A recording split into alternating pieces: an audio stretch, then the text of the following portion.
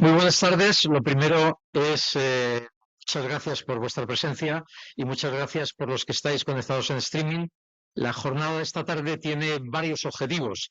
Uno de los objetivos fundamentales es presentar la adenda al informe de sostenibilidad que elabora el Comité de Sostenibilidad del Colegio y presentar también una infografía que elabora también el informe de sostenibilidad, que tiene como objetivo presentar en lo que es una infografía los aspectos más significativos de distintas actividades que tienen que ver con la sostenibilidad medioambiental. En este caso, la infografía que se presenta es relativa a la aviación eléctrica. El objetivo es que se pueda disponer, todo lo que se comenta está disponible en la web del colegio, se puede acceder a una infografía que permite muy fácilmente identificar los aspectos más significativos de la tecnología relacionada con la aviación eléctrica. Y finalmente lo que va a haber es dos mesas redondas, una de ellas relacionada con temas de novedades en la aviación eléctrica y otra que tendrá más que ver con la operación y el mantenimiento, que sería un poco con si ya empezamos a funcionar con aviones eléctricos, cómo se puede operar y qué problemas de mantenimiento pueden tener.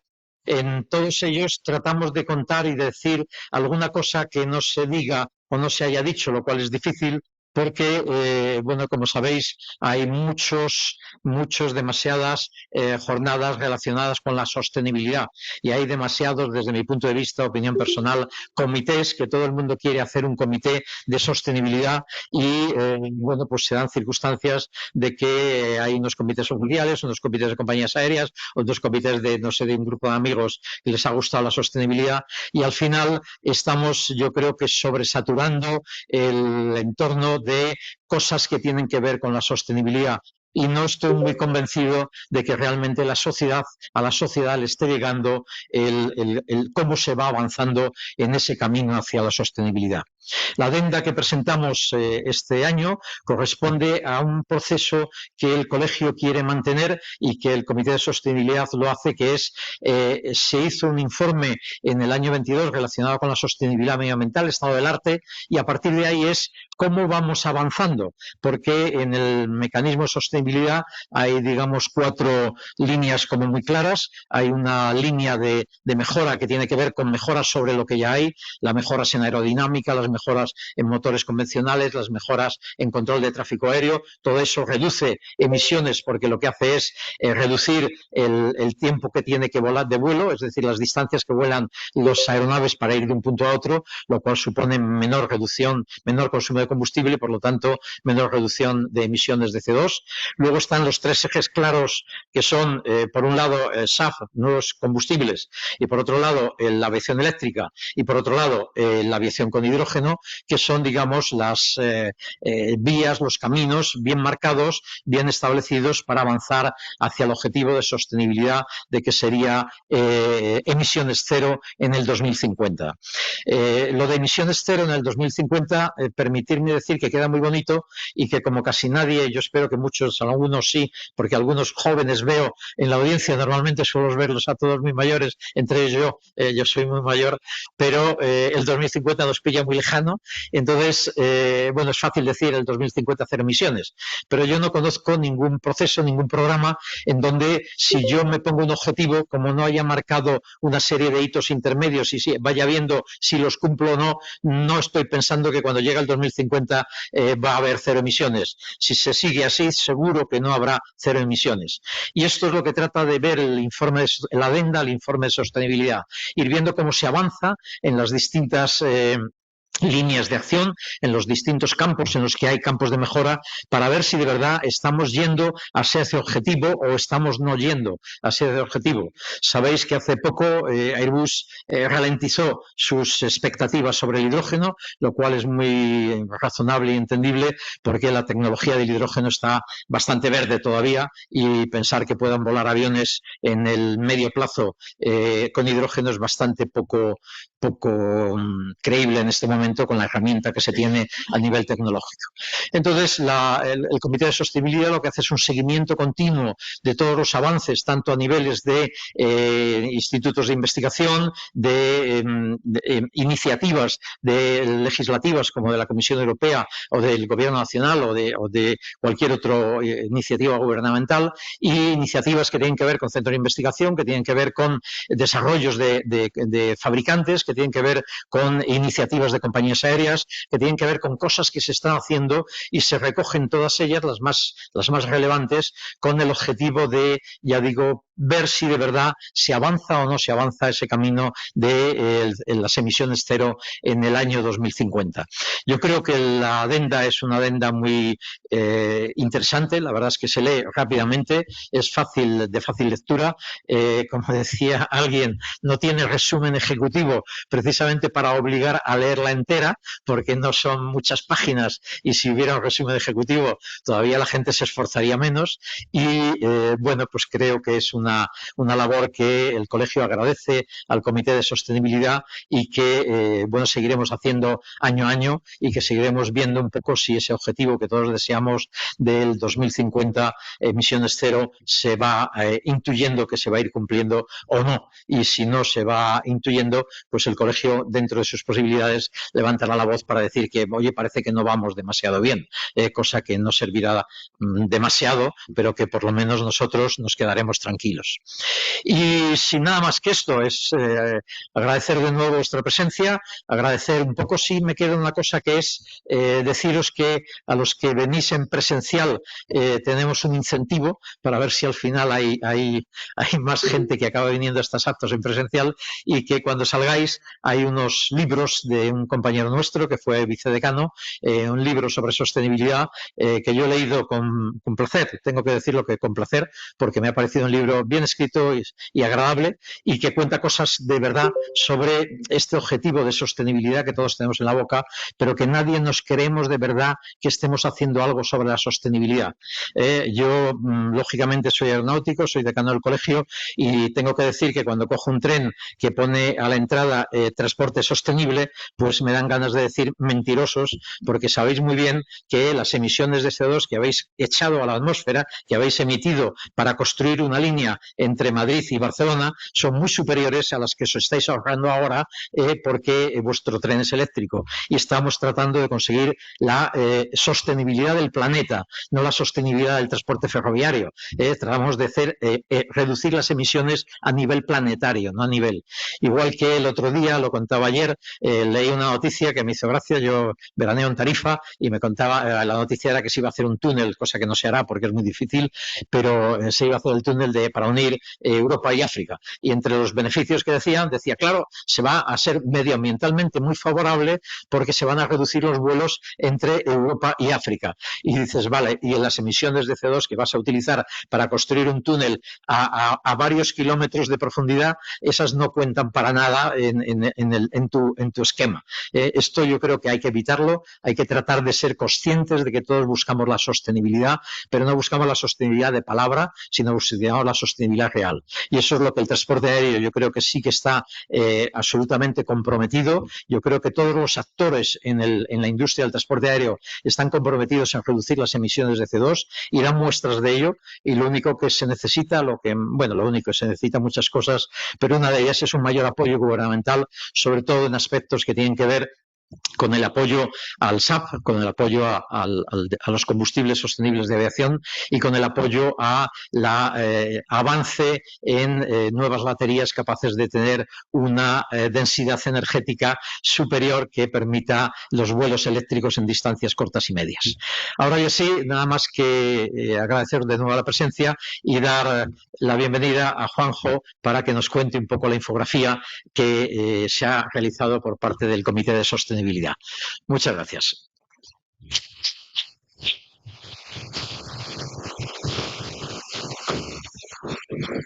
Hola, buenas tardes a todos. Pues me han pedido que presente la infografía. Bueno, es una página, no son las 60 páginas del informe o de la adenda, ¿no?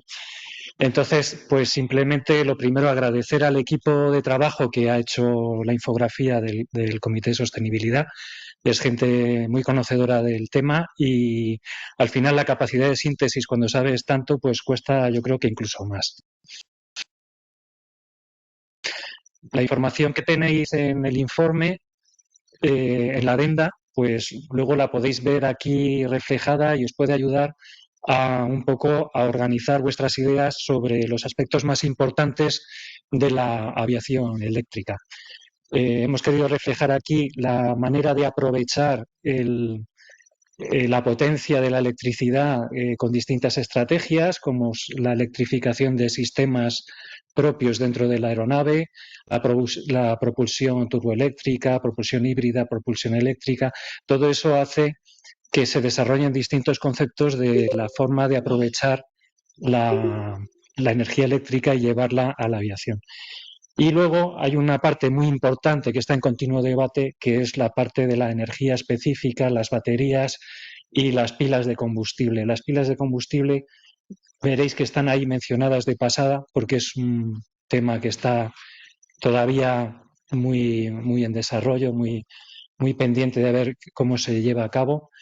Y lo único que buscamos es que eso, que ayude a ordenar las ideas, que poner de manifiesto los desafíos y los objetivos que tiene la industria y que cuando leáis la adenda o luego penséis en lo que nos van a decir en las mesas, esto os ayude a ordenar mejor todas las ideas. Y nada más, muchas gracias a todos. Pasamos a las mesas.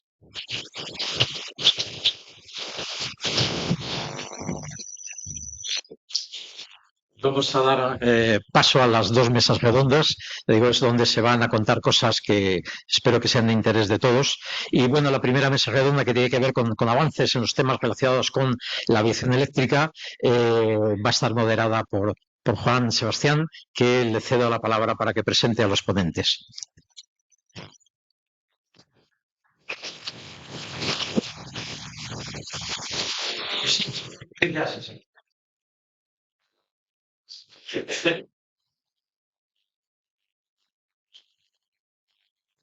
Sí.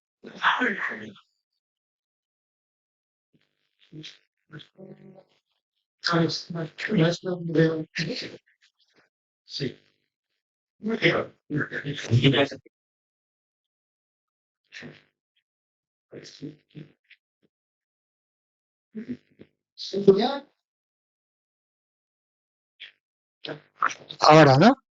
Muy bien. Pues nada, por mi parte, encantado de moderar esta mesa en la que vamos a hablar de cómo está el desarrollo a nivel de los trabajos que se están haciendo en diversas áreas de ingeniería sobre el tema de la aviación eléctrica. Y para ello contamos con 4 personas que están involucradas no solamente en el sector, sino directamente en actividades relacionadas con la aviación eléctrica en sus empresas. Empezamos por Ignacio Chavarría, para no, que trabaja en Dovetail, lleva la dirección técnica y es el CTO de Dovetail. Y bueno, una empresa que está activa en el campo y luego nos contarás lo que hacéis. Abel Jiménez, de ITP, tiene ahora un nuevo cargo, es el responsable de los programas de defensa como Chief Engineer, pero bueno, también toda su trayectoria profesional ha estado relacionada con temas muy relacionados con la aviación eléctrica y con los nuevos sistemas de propulsión. Además, también es doctor en economía y profesor en la universidad impartiendo materias, digamos, diferentes a las que estamos acostumbrados en nuestro mundo aeronáutico. Óscar Rapp, CEO de Apsys, y bueno, no había recibido todo eso, pero también una empresa que está y una persona que está muy involucrada en el sector y ahora nos contarás lo que haces. Y finalmente, Gustavo Rodríguez, en Crisalion, y también con 20 o más años involucrado en temas de innovación en el mundo de la aeronáutica. Brevemente, esa es una introducción de los ponentes. Vamos a hacer, yo creo que nos dará tiempo a 3 preguntas a cada uno y espero que con ello podamos centrar un poco las ideas que queremos transmitir desde la mesa. Yo, por mi parte, comentar solamente que el tema de la aviación eléctrica, como figura en la infografía que nos ha presentado Juanjo antes, empezó como un desarrollo de los sistemas de avión que empezaron a evolucionar a lo que se le llamaba el concepto de un avión más eléctrico, el More Electric Aircraft, y estas iniciativas comenzaron ya a finales de los años 80. Yo recuerdo, estaba entonces en el departamento de mandos de vuelo de Airbus y se empezaron a hacer programas europeos de colaboración de la industria europea, tanto de aeronaves como de sistemas, desarrollando este tipo de actuadores que ahora ya están volando en el A400M y en el A380, en el A350, y que fueron realmente lo que ha habilitado tecnológicamente la posibilidad de que ahora se puedan manejar a nivel de gestión de potencia eléctrica, conmutación, etcétera, pues todas las soluciones que esperemos que nos vayáis contando a lo largo de la mesa.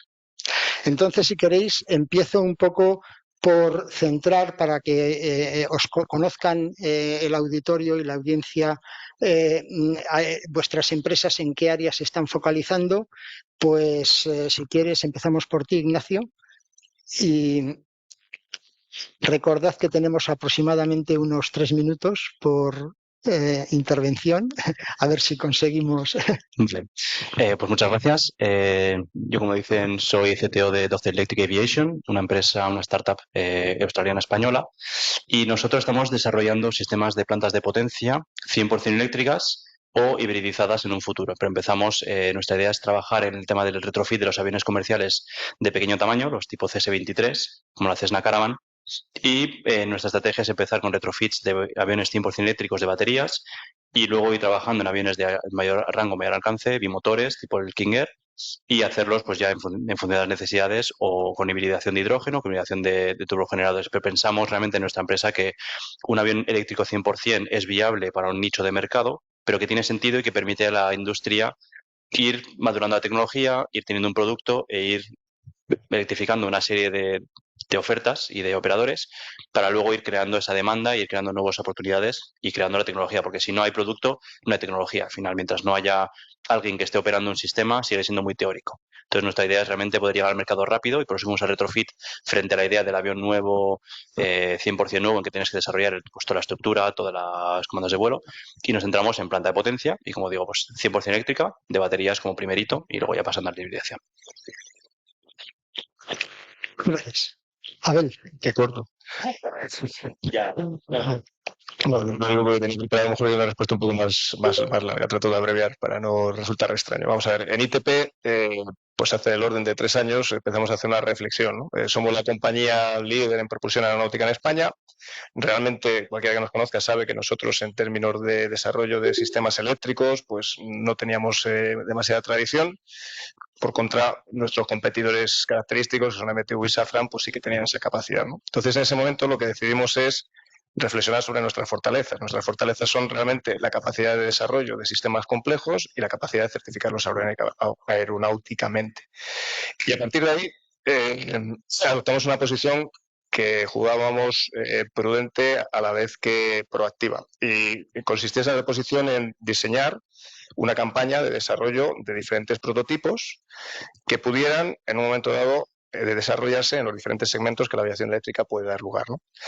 Y en ese sentido, pues hemos estado colaborando con algunas de las empresas que están aquí. Y yo quiero decir también que esa prudencia la hemos tenido en ITP, pero yo creo que los actores españoles que en esto están jugando también hemos visto esa prudencia, ¿no? Hemos visto infinidad de iniciativas de startups en Europa y en Estados Unidos que se han precipitado al abismo por el hecho de querer querer correr más de lo normal. Nosotros con esta estrategia de prototipos lo que queríamos hacer es el aprender a la vez que desarrollábamos, ¿no? Entonces, un primer prototipo que desarrollamos era un simple tren de potencia en el que acoplábamos a un compresor de los que nosotros ya habíamos desarrollado, pues un motor eléctrico de altas capacidades, ¿no? de utilización en sistemas deportivos, ¿no? Esto lo ensayamos no en una condición normal, sino que nos lo llevamos a sino el túnel de viento que normalmente utilizamos para ensayar turbinas en el CTA, en Zamudio. Ahí saluda a Ignacio. Y estuvimos haciendo ensayos simulando condiciones de altitud de ese conjunto de motor eléctrico y sistema propulsor basado en un compresor. Luego dimos un paso adicional y nos lanzamos a hacer 2 prototipos nuevos, uno de aproximadamente 60-70 kilovatios, otro de 600 kilovatios, en los que ya también incorporábamos la fuente energética, la batería. Uno movería una hélice y el otro lo que haríamos sería simular el movimiento de un compresor de alta potencia. Esos prototipos se han desarrollado bajo un programa del CDETI, de PTA, y están a punto ahora mismo de ensayarse, ¿no? El primero que os he dicho, ese ya se ensayó.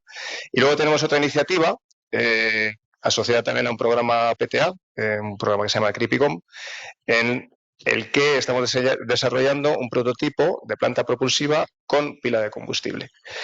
De esa manera, creemos que estamos barriendo la mayor parte de potenciales aplicaciones que en el futuro pueda haber. Y al mismo tiempo, lo que estamos haciendo es tratar de ubicarnos nosotros mismos, ver qué es lo que hay en el mercado y tratar de identificar las asociaciones adecuadas para el desarrollo de producto. Y ya digo, en estos proyectos que estoy mencionando, pues algunas de las compañías que están aquí presentes pues también están participando, lo cual es una buena señal para la industria española de que al menos estamos tratando de buscar las sinergias entre los que participamos en esto de una manera activa. Genial, pues desde Update lo que está... Esto se escucha. Está apagado, ¿no?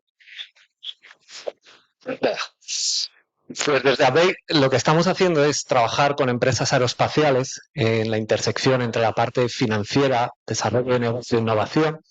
Y estamos trabajando en diferentes frentes con empresas de diferente perfil dentro del segmento de la aviación eléctrica. ¿A qué me ahora? Al final, el objetivo es este tipo de innovación. No es solamente tecnológica, al final tienes que buscar una forma de financiarla, tienes que buscar una forma de llevarla a mercado, de buscar el sentido económico, ¿vale? Y eso es un círculo que también tiene que ir hacia atrás en el desarrollo de los productos. Y no solamente desde el punto de vista de la aeronave, sino desde el punto de vista de todo el entorno que tiene que acompañar a la aeronave. Por ejemplo, con MRO, todo el tema de mantenimiento. Podemos hablar, por ejemplo, de toda la parte de vertipuertos o helipuertos, ¿vale? O como los queramos llamar. Toda la parte incluso de software de gestión de datos, etcétera. Entonces nosotros, bueno, estamos trabajando con varias empresas, trabajando en ese apoyo transversal, tanto en la parte financiera, negocio, como en la parte de innovación, ¿vale? Cogiendo las 3 cosas y dándole un sentido para llevar al final un producto que realmente el cliente pueda hacer dinero con ello.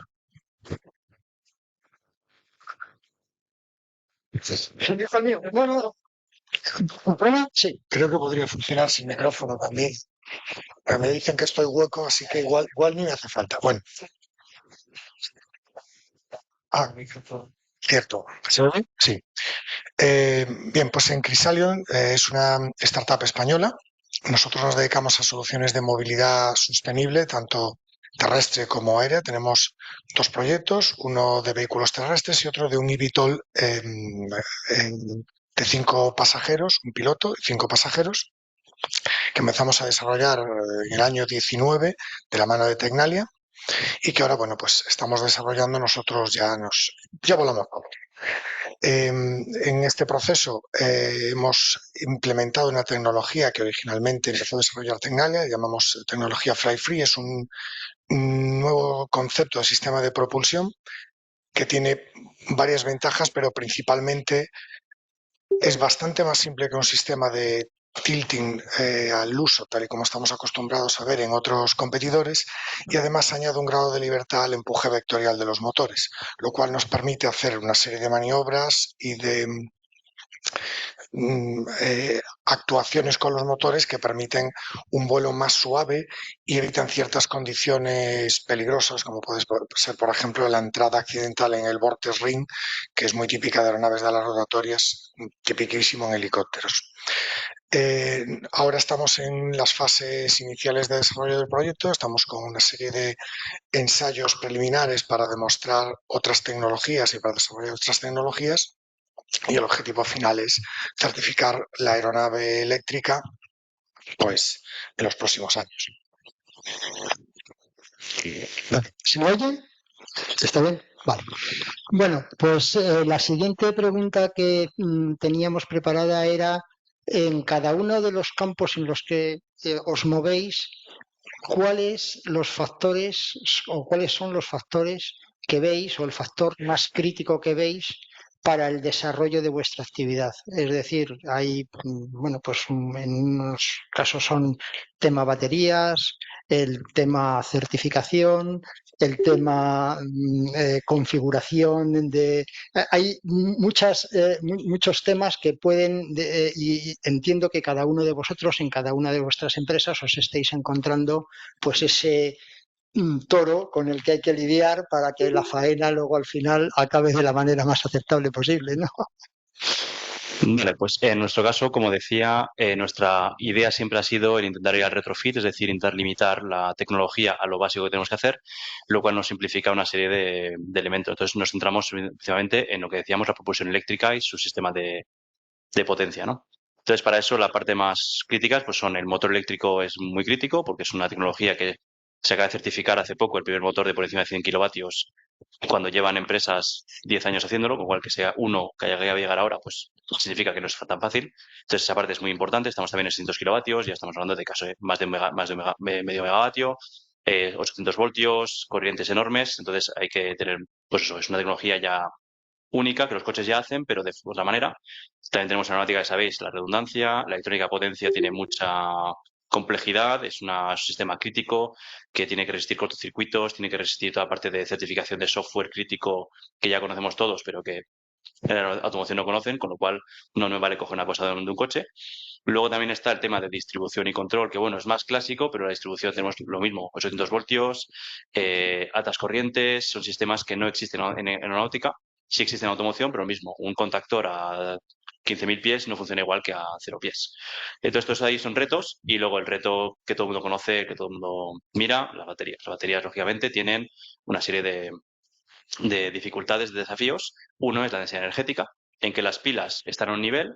Está siempre el santo grial de la pila de estado sólido que llegará en los próximos 5 años. Llevo toda mi vida oyéndolo y todavía no está. Están llegando las de estado semisólido, que empiezan a parecerse muy interesantes, pero todavía están en estado de madurez baja. Entonces, a día de hoy tenemos pilas que, bueno, pues que valen para vuelos muy cortos. Y luego está lo que la gente se olvida, que es el factor de integración. Una batería, si la metes en una carcasa de acero, funciona, pero pesa lo que pesa.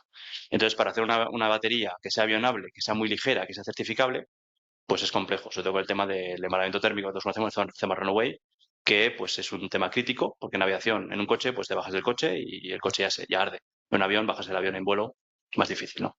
Entonces, está ese tema, a nivel técnico, están todos esos temas que son complejos, son desafíos que nosotros estamos tratando junto con diferentes empresas, pues eso, trabajando, yo diría, a nivel de industria, y nosotros tenemos algunas tecnologías que queremos desarrollar. Y luego están los temas, yo creo, importantes, que son el tema de la logística operativa y de la certificación. Certificación, es verdad que la aviación eléctrica es más sencilla que el hidrógeno porque hay una normativa, hay un paso que ya se ha dado, entonces es factible certificar, pero es un trabajo que hay que hacer con EASA, con la FAA, de madurar esa certificación, asegurarnos que no cometemos errores, que las tecnologías nuevas que aplicamos son viables, tienen sentido y no nos olvidamos de nada, porque al final es tecnología que sí ha certificado un avión eléctrico que es el Pipistrel y un motor eléctrico junto al Pipistrel que es Safran. Entonces todavía estamos incipiente, todavía vamos a cometer errores y EASA va a cometer errores y todos vamos a cometer errores. Entonces hay que hacerlo con pasos muy seguros y poco a poco trabajando de la mano de la industria y de la autoridad. No es que sea imposible, pero es un trabajo que hay que hacer de maratón, en carrera. Y la logística, pues verdad que los operadores al final a día de hoy están acostumbrados a llevar combustible, meterlo en el avión y ya está. Igual que pasa con los coches eléctricos, si no hay cargadores, no hay movilidad. Entonces, nosotros dentro de la aviación eléctrica tenemos que ofertar a nuestros operadores capacidad para cargar su avión. Si le dices que carga el avión en el enchufe de casa y tarda 56 horas en cargar el avión, pues operativamente no les interesa. Necesitan cargadores rápidos, con una serie de diferencias. Y esa parte es la logística, por ejemplo, la que ha empujado hacia atrás también el tema de hidrógeno. Es más fácil poner una batería, un banco de baterías en un contenedor con un cargador de 700 kilovatios en un sitio de una aldea o incluso en Noruega o en Australia, que no poner una estación hidrogenera allí en un pequeño sitio. Entonces, ahí es donde también tenemos que trabajar con los operadores para sistemas que tengan sentido para su operación, porque lo que he dicho antes, sin operadores, sin operación, digamos, de real, no hay tecnología, porque será todo muy teórico y no funciona. Gracias, Ignacio. Pues, habiendo hablado del CTO, poco queda que decir, ¿no? Si acaso a lo mejor estresar. Quiero insistir en algún punto en particular, ¿no? Sí que es verdad que cuando se pregunta por este tema, inmediatamente hay la muy manida respuesta de la densidad energética de las baterías, la densidad de potencia de las baterías, la densidad de potencia de los motores, eso todo el mundo lo sabe, ¿no? Pero yo estoy absolutamente con Ignacio. Yo creo que es realmente más complejo, más importante y que hay que trabajar más es en la integración, ¿no? Al final hay que conseguir que esos vehículos sean seguros, que esos vehículos sean validables, que esos vehículos sean certificables. Una vez que eso se consiga, las mejoras en los KPIs de estos parámetros que estamos diciendo, ¿no? de las baterías o de los motores eléctricos, pues lo que se van a traducir es en una mejora de la capacidad productiva del sistema, ¿no? Si yo mejoro la capacidad energética de las baterías, pues tendré aviones que son susceptibles de operar en un rango más grande, ¿no? Pero lo que es el problema de integración es un problema que podemos empezar a resolver. El resto, pues efectivamente se han ido creando unas expectativas y muchas de las compañías que hemos visto que se han ido abajo ha sido porque se han convencido de que cosas que no eran posibles o que no han sido posibles iban a serlo, ¿no? Pues sobre todo eso en el parámetro de la densidad de potencia de las baterías o la densidad de energía de las baterías. Entonces, sí, yo comparto totalmente lo que ha dicho Ignacio y el foco hay que ponerlo sobre todo en la integración. Y dentro de la integración, un factor muy importante es el de la gestión térmica de estos aeronaves, ¿no? Que parece que es una cosa relativamente sencilla porque no tienes una máquina térmica funcionando. Pero bueno, la ventaja de la belleza de la máquina térmica es que la turbina de gas evacúa su calor, ¿no? El que le sobra. Sin embargo, los sistemas eléctricos les cuesta echarlo, hay que ayudarles a echarlo, ¿no? Y conseguir ese balance térmico adecuado es también especialmente complicado. Gracias, Abel. Pues yo, mira, cogiendo todo lo que habéis dicho, y además creo que es una de las bases, yo creo que uno de los principales limitantes que tenemos hoy en día para el desarrollo de esta tecnología es la financiación. Hay un problema muy serio de financiación. O sea, estamos en el sector ahora mismo en mínimos, ¿vale? Con respecto a lo que veníamos. Hay un problema de credibilidad por parte de los inversores. Ha habido muchas sobrepromesas, como bien habéis mencionado, que se están pagando. Y cuando se rompe la credibilidad, cuando se rompe la confianza entre la parte del inversor y las empresas y el sector, pues no se recupera de un día para otro, porque hay que empezar a dar resultados que, bueno, no se habían dado hasta el momento, ¿vale? Por ciertas promesas que ha habido. Esto repercute también en la parte de certificación que hemos hablado, porque hay certificadores que ya han dicho que lo que están esperando para reactivar cierta parte de la certificación, de los reglamentos, etcétera, es ver el interés comercial y financiero en todos estos desarrollos, ¿vale? Porque también el certificador dice, oye, yo necesito ver que estoy poniendo el trabajo donde realmente va a haber un retorno para la sociedad. Esto además, cuando uno entra en detalle en lo que es un proceso de inversión, por ejemplo, dentro del sector, pues claro, uno se da cuenta, que lo hemos comentado aquí, que no solamente es la aeronave, o sea, al final la aeronave tiene muchas interfaces, ¿vale? Cada una de esas interfaces significan modelos de negocio también diferentes, ¿vale? No es lo mismo el modelo de negocio de un vertipuerto o de la empresa que pone el cargador en el vertipuerto, que a lo mejor no tiene que ser ni del dueño del vertipuerto, ¿vale? Puede ser de alguien que esté explotándolo de forma separada, que el modelo de negocio de la empresa que hace el mantenimiento de las baterías, que el modelo de negocio del operador. Allí, al final, todos esos son clientes de esta tecnología eléctrica. Es gente que tiene que hacer dinero, empresas que tienen que hacer dinero con esta tecnología.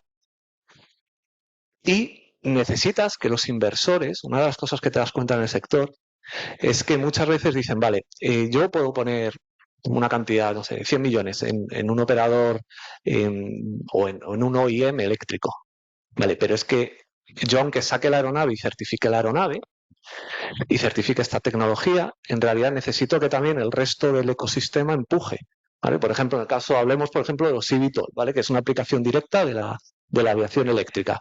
Tú tienes un eVTOL, pero si no tienes vertipuertos no puedes operarlos, ¿vale? O no puedes ejecutar unas operaciones que a lo mejor sean financieramente óptimas. Entonces, muchas veces te das cuenta que puede ser un poco la pescadilla que se muerde la cola, que el inversor que va a poner dice, oye, yo pongo, pero también necesito saber que el que está desarrollando eso está poniendo, el otro también, que el certificador está desarrollando. Entonces, es un proceso muy complejo, porque son muchas piezas.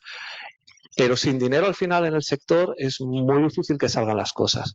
Entonces, creo que uno de los retos que tenemos como industria, al final es intentar volver a conseguir que vuelva un flujo de dinero hacia el sector, que pasa por al final restablecer una confianza de los inversores, de mandar mensajes realistas. Creo que es muy importante, creo que ha habido mucho hype en el sector y creo que al final empezar a poner todo el mundo los pies en el suelo y decir, oye, que a lo mejor lo que iba a suceder en 2 años va a suceder en 5, en 7, pues creo que no hay que tener miedo porque probablemente empecemos a vernos nosotros mismos y desde fuera del sector como más realista en ese sentido.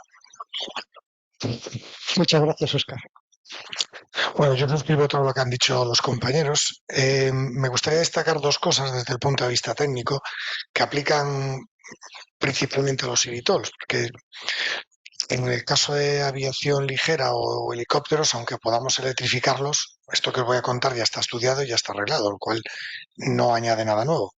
En el caso de los eVTOLs hay 2 puntos que son 2 desafíos importantes junto con la distribución y el sistema eléctrico. Uno es el sistema de propulsión y el otro es el sistema de control. El sistema de propulsión es muy particular porque en el cambio del vuelo, digamos, de hover, vuelo vertical a un vuelo de crucero al estilo de una aeronave en aviación ligera, hay una fase de transición que es obligatoria, que hay que hacerla sí o sí, en el cual la hélice tiene un comportamiento, no es una hélice siempre recibe el flujo en la dirección axial, su comportamiento es simétrico y no tiene, digamos, fenómenos extraños. Pero en el caso del eVTOL hay un momento en el que esa transición obliga a que esa hélice pase de ser una hélice a un rotor y entonces empieza a tener todas las miserias que tiene el rotor de un helicóptero.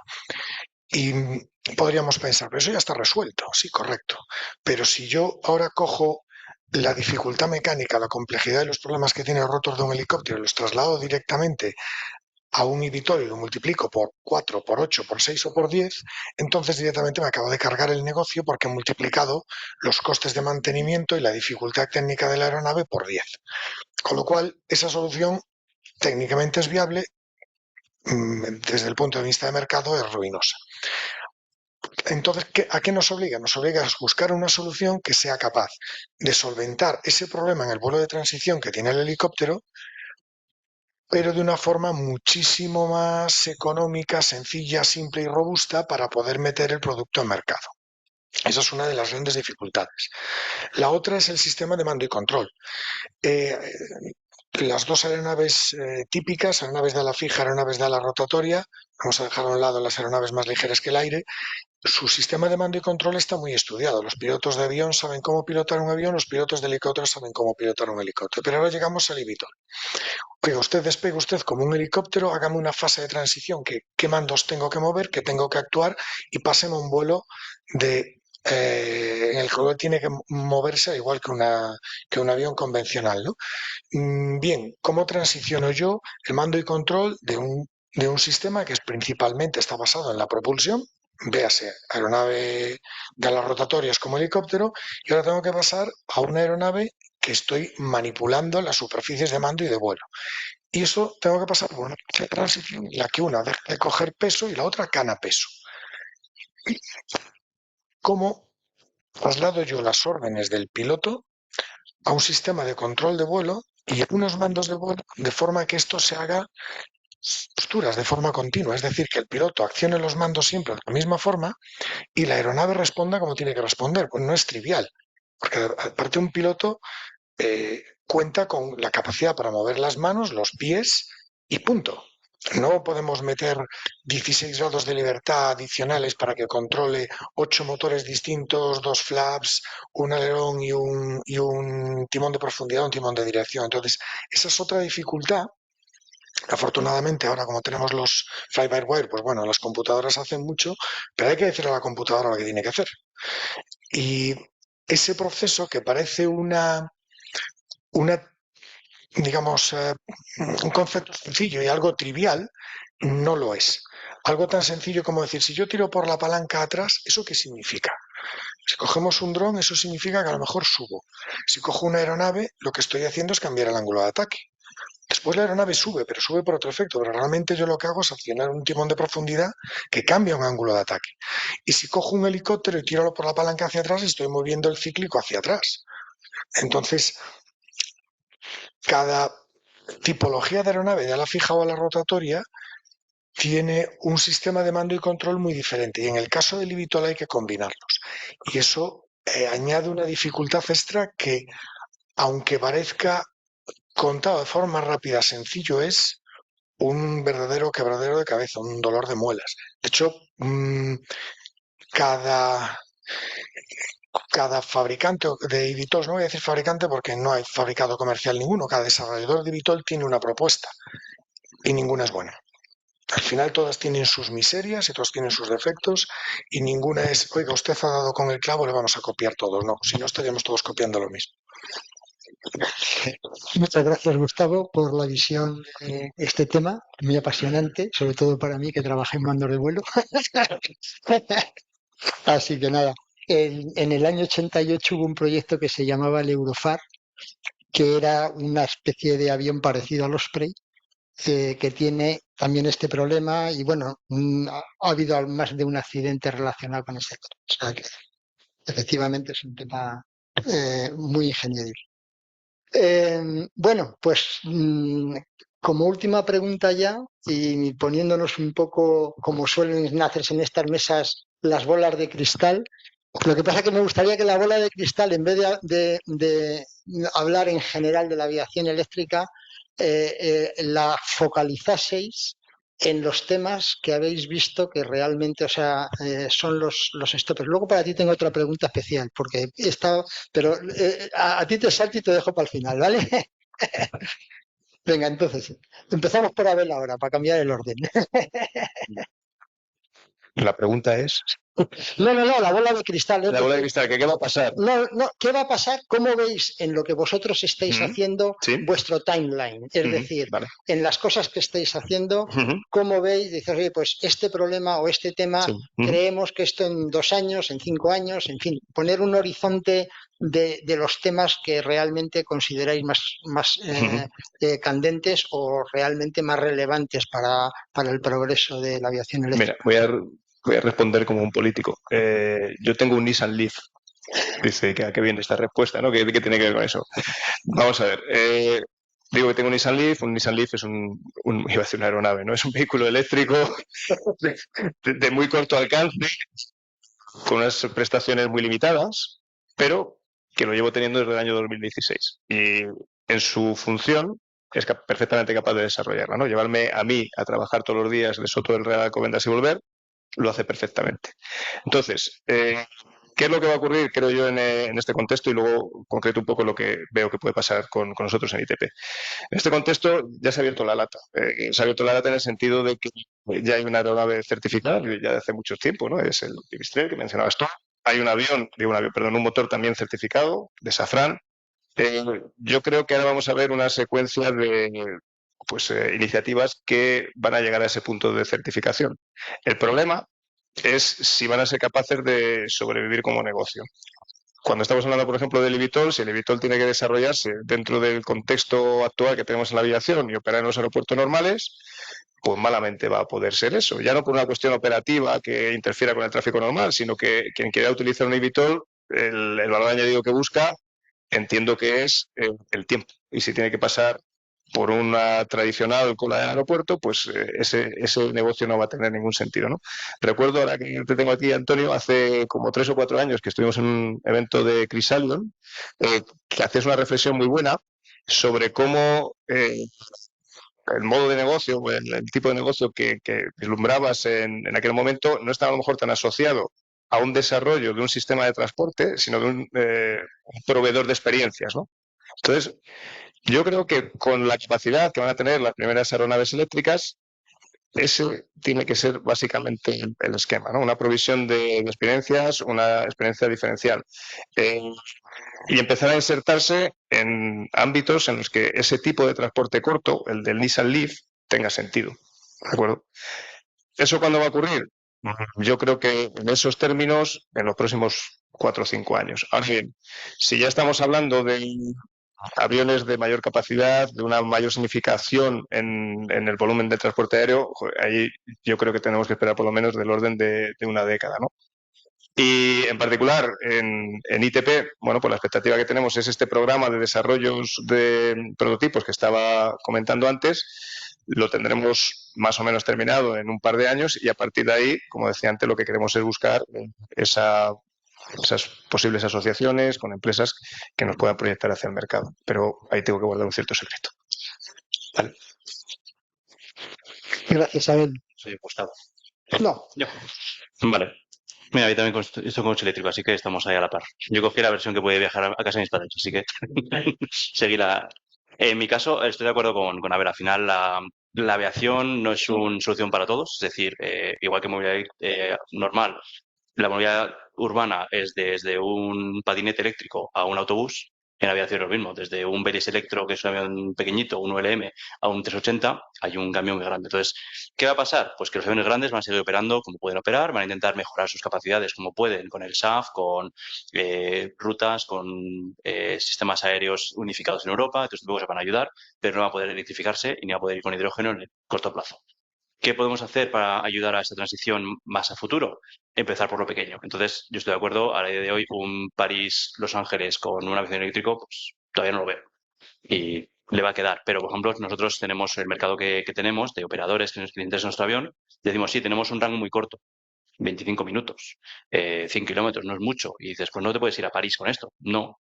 Pero hay empresas que les interesa este modelo de negocio y son empresas, como dice él, de turismo, de visitar los fiordos, visitar pues el Mont Saint-Michel pues con una avioneta, este tipo de gente que quiere vuelos cortos, paracaidismo, que hace vuelos cortos con este tipo de aviones, y eso, bueno, sigue siendo ocio, pero para mí la más importante es se abren otros mercados. Por ejemplo, en Baleares, con hidroaviones eléctricos, puedes saltar de Menorca a Mallorca. En Canarias o en las Islas Francesas o de Córcega a Francia, vuelos que un 320 no puede hacer porque no lo cubre, aviones pequeños de 9 pasajeros, con saltos pequeños se te lo permiten. Y, por ejemplo, nuestros operadores en Noruega tienen ese problema. En Noruega unos clientes dicen que yo para ir de mi pueblo al de enfrente tardo 10 minutos en avión, pero son 5 horas de coche. Entonces, ese tipo de sitios permiten esa movilidad eléctrica regional pequeñita que puede llegar. Entonces, esa puede llegar y, en mi opinión, nuestra opinión, puede llegar antes del final de la década. ¿Por qué? Porque la tecnología ya está, las baterías ya existen y pueden certificarse y tienen una tecnología que permite vuelos cortos o ultracortos, si queréis llamar así ahí. Los motores ya están, la tecnología de computación ya está, la tecnología de control ya está. Entonces, si nos ponemos todos juntos a hacer este tipo de cosas, podemos llegar a tener este tipo de aviones volando en estos nichos de mercado, pero creando un mercado nuevo también. Y, por ejemplo, volando hacia Barajas con una avioneta pequeña y luego de Barajas irte al fin del mundo, a Cancún. Pero este tipo de vuelos se pueden crear más fácilmente, para eso están los eVTOL o en nuestro caso los convencionales con retrofit que permiten un tipo de operación diferente en aeródromos clásicos o en el caso del Caravan, por ejemplo, en su modo hidroavión o del Twin Otter en modo hidroavión, pues de poder volar de isla a isla o de isla a continente. Entonces yo creo que eso en final de década llegamos a eso. Muy bien, gracias. Gustavo.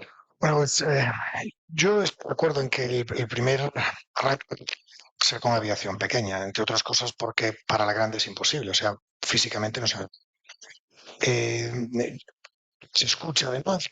Vamos a poner 500 kilogramos. Yo llevo escuchando eso los últimos, pues desde el 15 hasta el 25, los últimos 10 años y no ha pasado. Entonces, creo que para mover aviones de gran tonelaje con energía eléctrica podemos esperar sentado. Los primeros, pues la aviación convencional, que ya todavía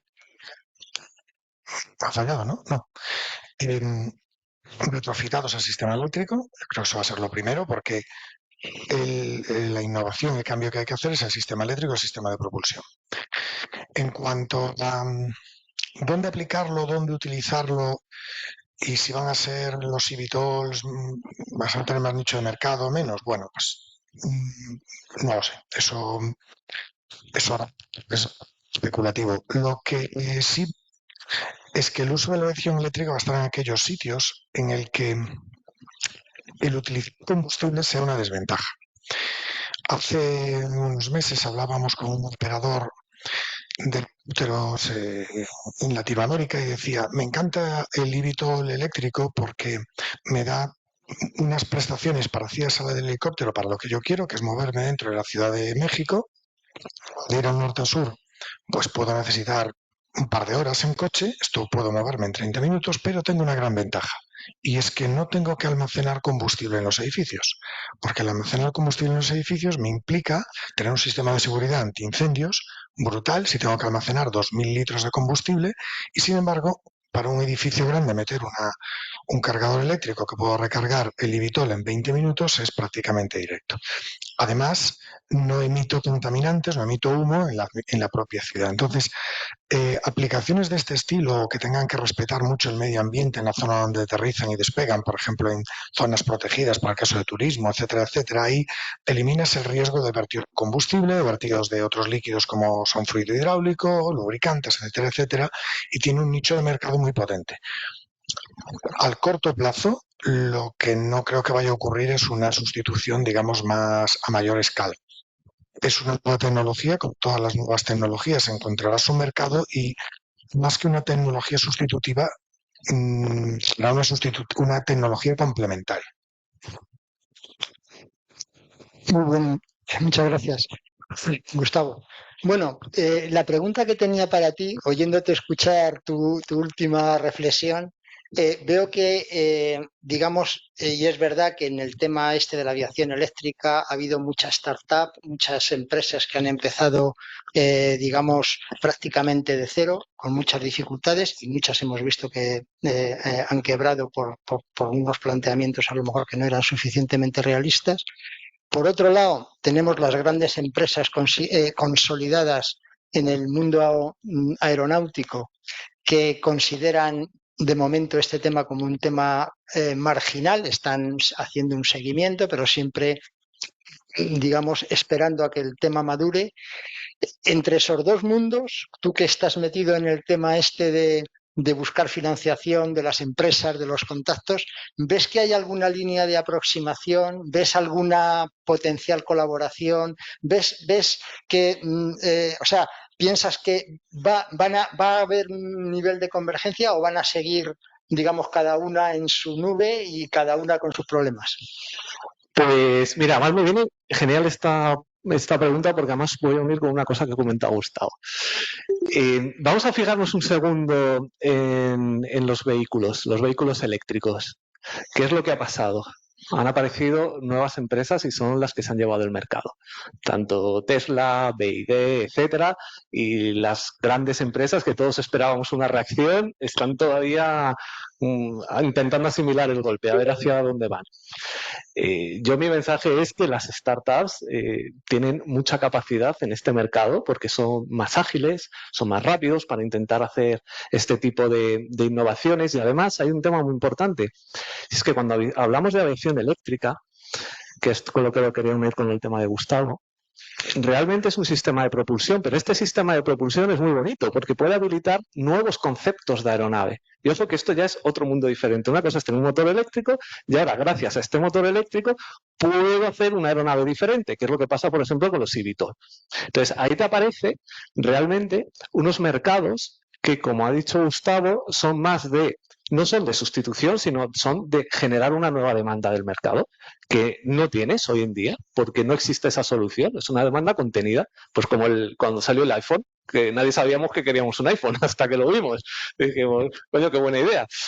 Y entonces, creo que lo que nos podemos encontrar en el futuro es algo parecido a lo que pasa en las otras industrias. Es decir, nos encontraremos con startups que pueden hacer las cosas muy bien. De hecho, bueno, pues estamos viendo que en Estados Unidos el sector, por ejemplo, de los eVTOL, pues está avanzando con con relativa fuerza, o por lo menos más fuerza, por ejemplo, que lo que estamos viendo en Europa. Y no está, por ejemplo, lo que ha hecho Boeing, que ha sido entrar con Wizz, pero es una aeronave que, bueno, que es autónoma y que sabemos que a día de hoy pues tiene los problemas de certificación que tienen por no tener el piloto a bordo. Entonces, lo que estamos viendo es que realmente sí existe ese terreno para las startups, para poder hacer esa disrupción, porque son más ágiles, más rápidos, pueden traer nuevos conceptos. Y muchas veces en las empresas grandes todo el mundo sabemos que surge el tema de decir, oye, no estaremos fagocitando con este desarrollo este mercado que no nos va tan bien, no nos vamos a cargar esto. Y claro, mientras te estás preguntando esto, aparece la startup muy rápido y de repente se ha llevado al mercado. Entonces yo creo que es muy bonito, que vamos a ver cosas muy bonitas en el mercado y que va a ser una situación que yo creo que va a merecer la pena ver. Muy bien, Óscar, pues nada, muchas gracias. De acuerdo con el horario, nos quedan 5 minutillos que podemos aprovechar para, si entre los que estéis aquí asistentes o los que están conectados tienen alguna pregunta para los miembros de la mesa, pues yo creo que aquí todos encantados de, de poder contestaros. Empezamos, teníamos ahí luego un micro.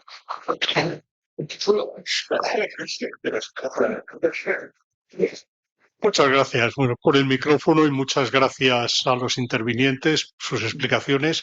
Yo tenía una pregunta que está un poco relacionada con lo último que ha dicho Óscar, pero mi pregunta es a Ignacio.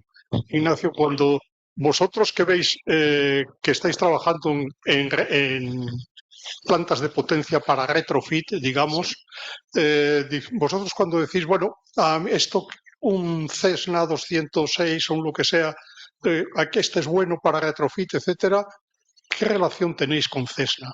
¿Cómo os movéis en eso? Es una pregunta bastante directa, ¿no? A ver, lo que nosotros hemos hecho ha sido, para volver un poco a la andadura, cuando vimos a Retrofit dijimos, a ver, un avión nuevo, sabemos lo que implica miles de millones de euros y no cientos de millones como mucha gente ha prometido, implica 10 años mínimo, no como 2 como se ha prometido, y en cambio Retrofit, pues divides por 10 más o menos el sistema. Y dijimos, ¿dónde tiene sentido ir a Retrofit? Y vimos que hay un motor en particular en el mundo que todo el mundo tiene en ese mercado, que es el PT6 de Pratt & Whitney. Ese lo llevan los Cessna Caravan, los King Air, los Twin Otter, los Caza 212. Hay miles de aviones y en más, dentro de los aviones que más se venden en el mundo, está el Cessna Caravan, que hay ya como 10.000 aviones vendidos, y el King Air, que hay como 7.000 o 8.000 aviones vendidos también. Entonces nos dijimos, pues bueno, además este tipo de aviones tienen muchos retrofits ya.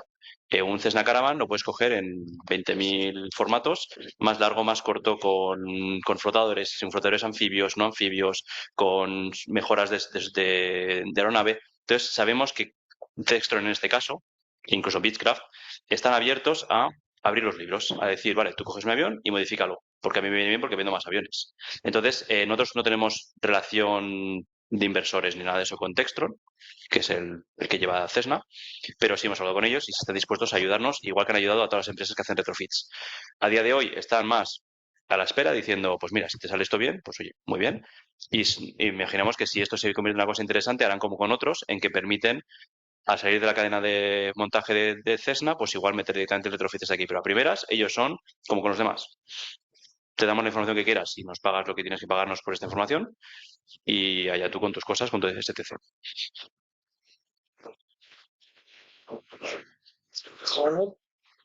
Sí, lo primero, muchas gracias por vuestros muchos e interesantes comentarios que habéis hecho. La verdad es que está muy bien, pero yo he sacado una idea que quiero saber si es verdad o no.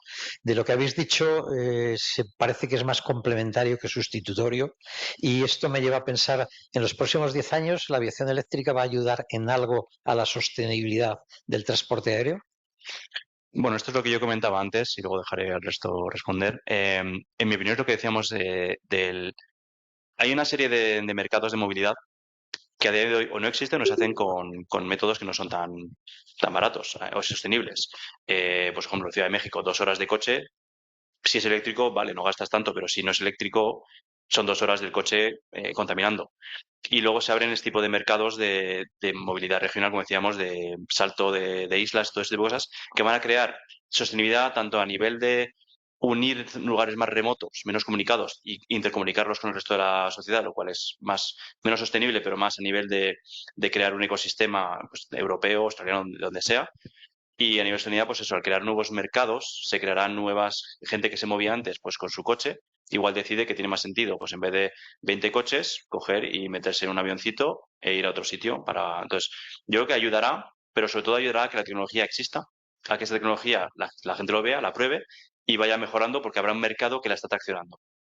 Hasta entonces no hay nada que la traccione. Nadie le interesa hacer baterías eléctricas, baterías para aviones eléctricos, porque no hay aviones eléctricos.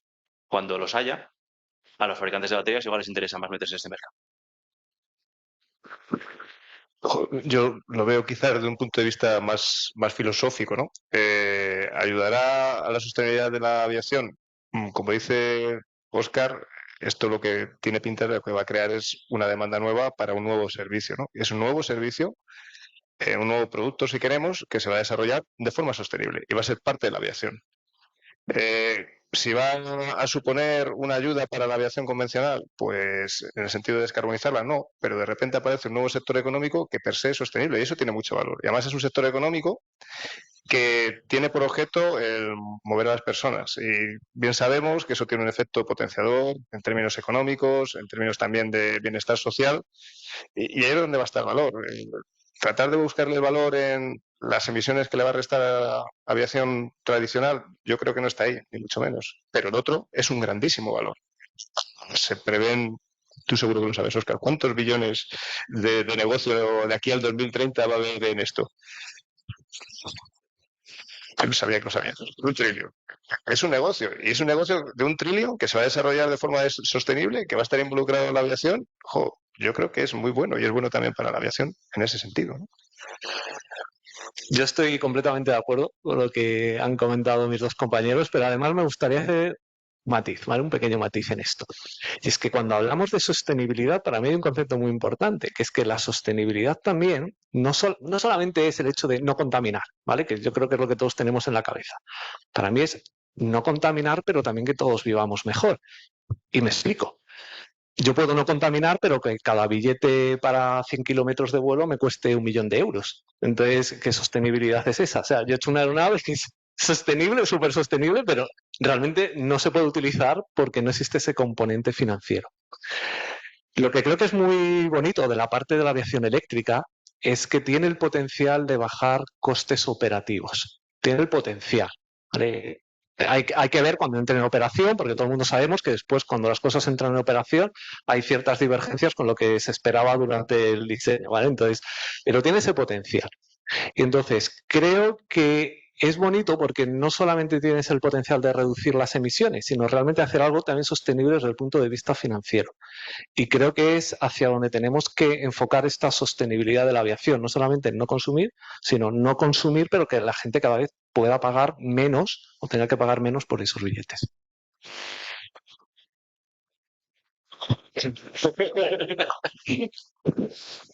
A ver, yo creo que esto depende cómo se use, ¿no?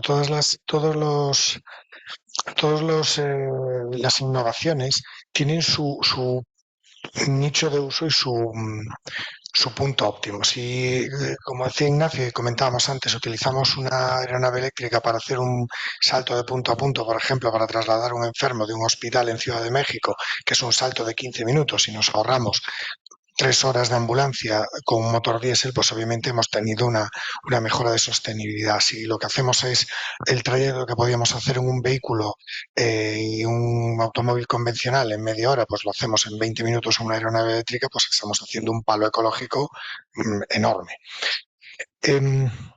Por otro lado, la aviación eléctrica, como ha dicho Óscar, busca ser económicamente más asequible. Económicamente más asequible, eso no es gratis, eso sale de menos costes de operación, menos costes de adquisición y detrás normalmente de todo eso suele haber una menor huella de producción y de mantenimiento de la aeronave. Siempre nos queda la miseria de las baterías, es la miseria del sector eléctrico, ¿no? Pero también es cierto que cuando un sistema nuevo aparece, en sus comienzos no es precisamente lo más óptimo ni lo más deseable. Si echamos memoria hacia atrás y pensamos en un sistema, una máquina de vapor. Las primeras máquinas de vapor eran una auténtica aberración. Aquello era ineficiente, consumía un montón, echaba humo, contaminaba. Claro, bueno, como había dos tampoco pasaba nada, ¿no? Y si evolucionamos 100 años en la máquina de vapor y pillamos una central térmica de vapor de los últimos años, aquellas centrales eran muy óptimas. Lo mismo sucederá con las baterías. Ahora tenemos un problema con las baterías de litio, son contaminantes, caras, se incendian, en fin, un montón de miserias. Pero según esa tecnología vaya evolucionando, y evolucionará cuando haya demanda y cuando haya un interés en evolucionarlas, pues cada vez serán más asequibles económicamente, con menor huella ecológica, y cada vez el impacto de ese elemento será pues más reducido. Otro ejemplo clásico es el del motor de combustión. Si recordamos, hace 40 años un automóvil pesaba 700 kilos, llevaba un motor 1300 de gasolina, consumía 8 o 9 litros a los 100. Ahora hemos duplicado el peso del automóvil y gasta 1 litro menos, ¿no? Y lo mismo sucederá con las baterías. Ahora duran 3.000 ciclos, 4.000 ciclos, pues en el futuro darán 20.000 ciclos y estarán hechos de materiales que no contaminarán. Eso también se genera gracias a la demanda y gracias al impulso de estas nuevas necesidades, si no, no evolucionarían jamás. Por tanto, al principio, pues tendremos que andar con cuidado y sí serán más sostenibles en algunos casos. En el futuro, pues seguro que sí, porque las obligaremos a evolucionar. Muy bien, yo creo que nos hemos quedado ya sin tiempo y tenemos la mesa siguiente esperando, Antonio.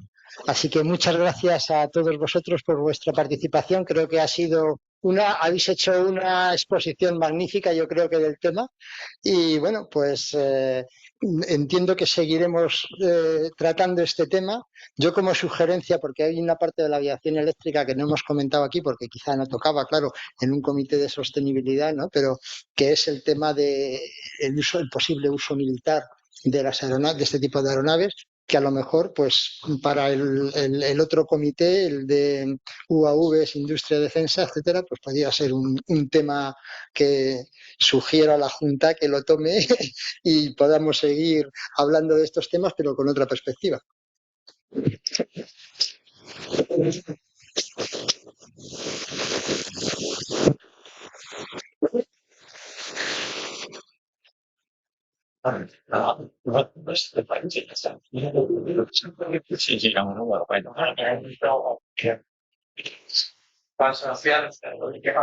Vamos a dar la mesa.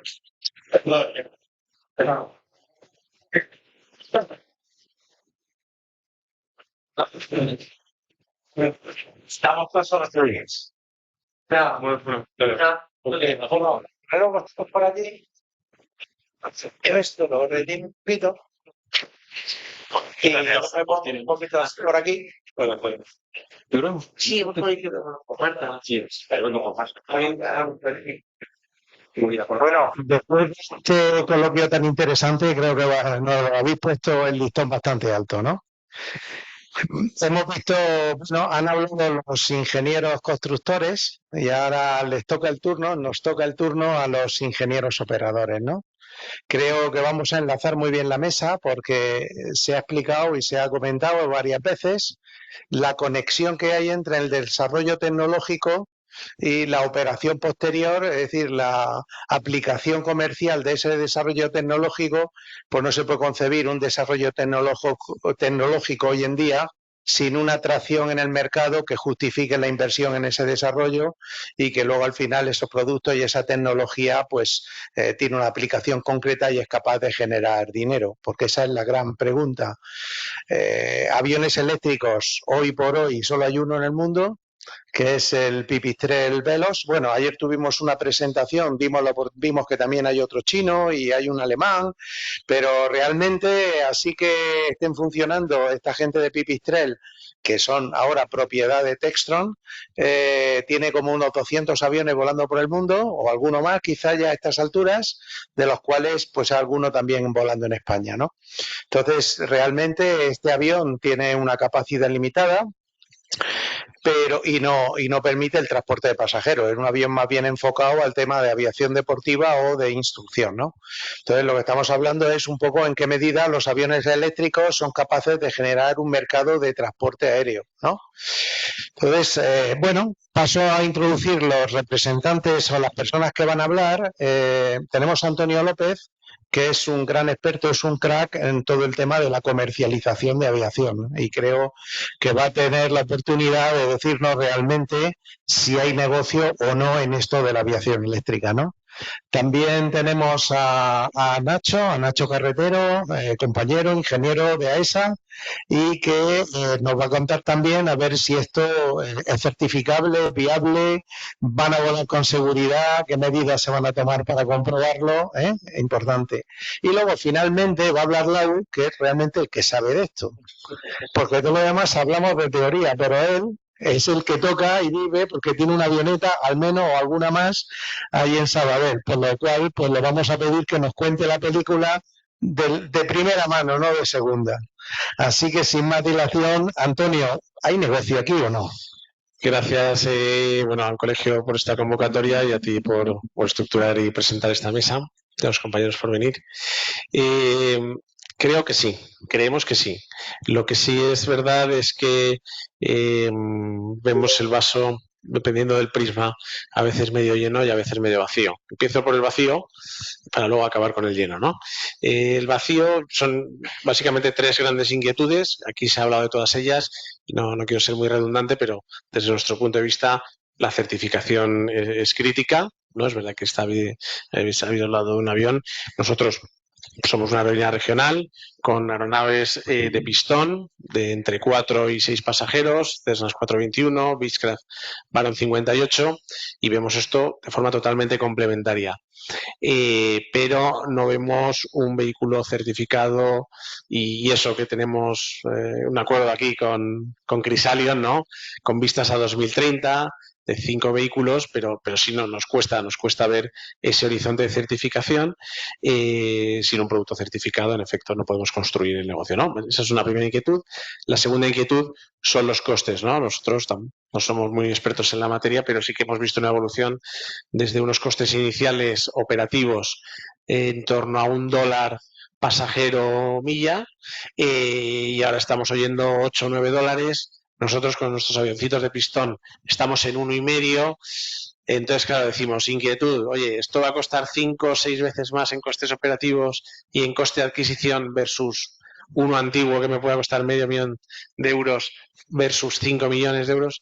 Y oye, multiplico por 10 el precio de adquisición, multiplico por 5 el precio operativo, por 6. Esa es una inquietud.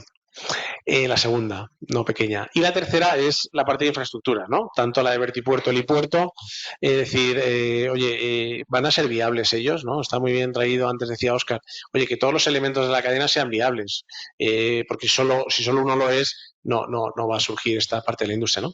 Que sean viables y que eso entendemos que nace de que la autoridad o en general se preste a que se ubiquen donde tenga sentido para la demanda, que ahora iremos, ¿no?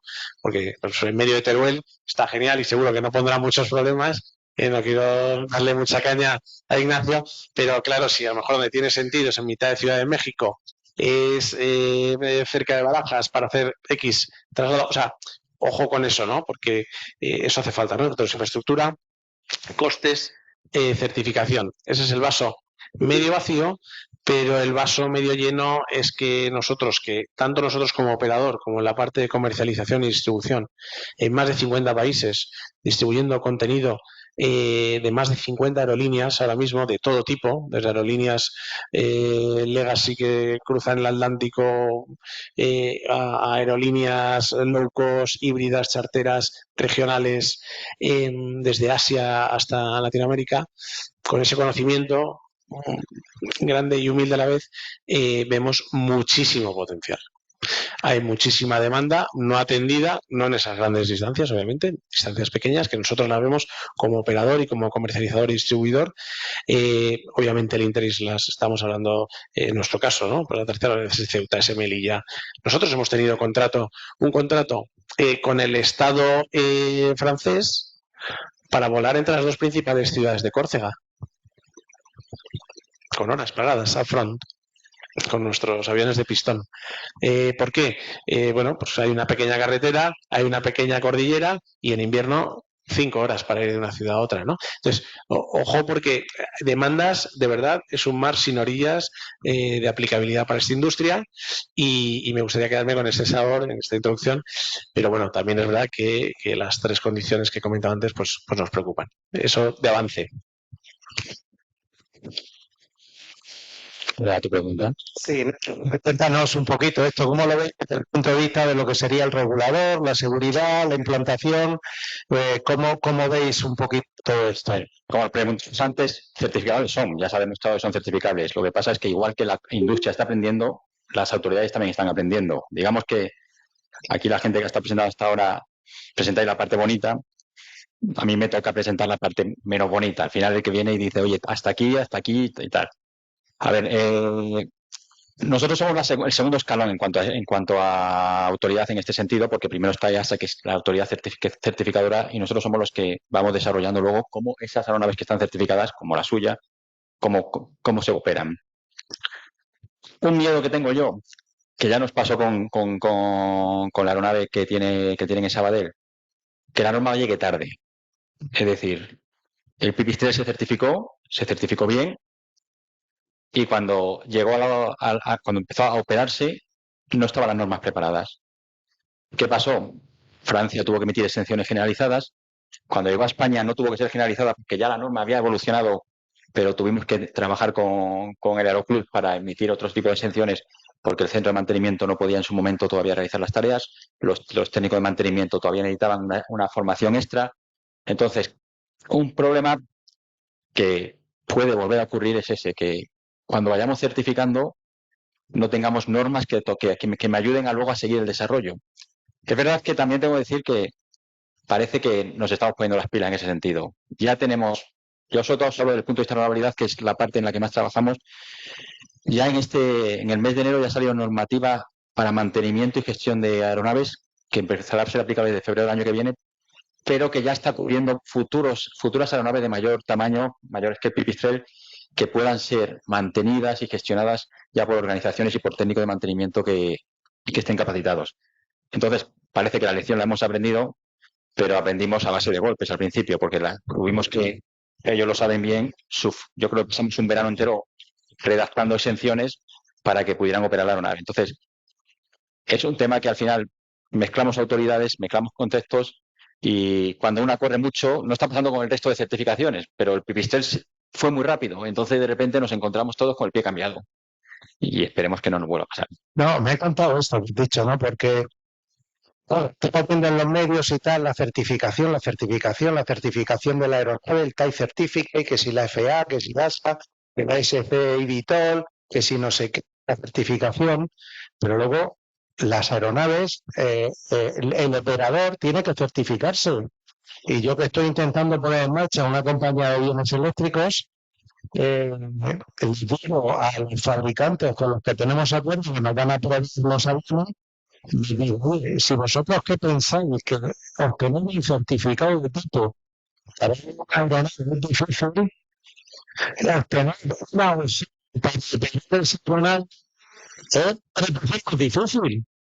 Porque es que te tienen que verificar pilotos, los mecánicos, el sistema de control, la planificación, la gestión de la energía. Digo, todo una tira. Y no estoy hablando de la parte de infraestructura, que también tenga marinero. O sea, que certificar una operación, bajo mi punto de vista, es bastante muy complicado.